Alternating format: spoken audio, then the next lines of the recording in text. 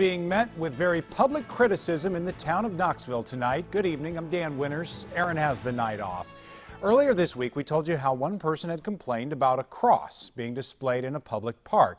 Well, now another person is fighting back with a cross of his own. Mike DeSilva has the story, first on 13. People don't like outsiders telling what the community should do. Jim Presley lives in a high-traffic area, right across from the Knoxville Raceway. I've had a large amount of support, people driving by honking, waving, thumbs up.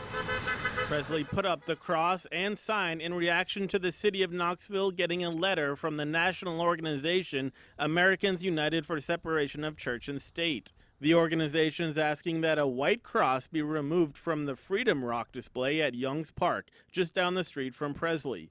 The letter was sent after a local anonymous resident complained to the city, saying they're offended by the silhouette of the soldier kneeling in front of the cross at the city park. That's where the 60s and 70s comes out in me. And when a large organization comes into a smaller community and tells them what to do, there's a rebellion, or at least a demonstration to make a point. Presley says the community is being bullied. What gets me is you have a large organization, probably has $500,000 in a battle chest, and you're worried about a 22-inch size cross.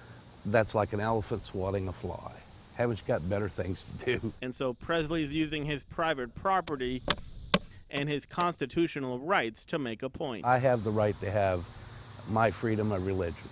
And if you're offended by it, this town has two-way streets going in and out of it. All this action has done is actually gathered the community together closer.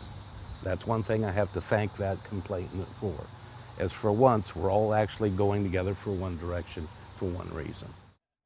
Now, the national organization that wants the cross removed from the city park says they hope they can resolve this matter outside of the courts, but if not, they'll have to consider other options. As for the cross and sign on Presley's yard, the organization says they're not concerned with what people put up on private property, but that the government should not be in the business of promoting a particular religion. Dan? Well, the original cross is on public property, so what's the city going to do here?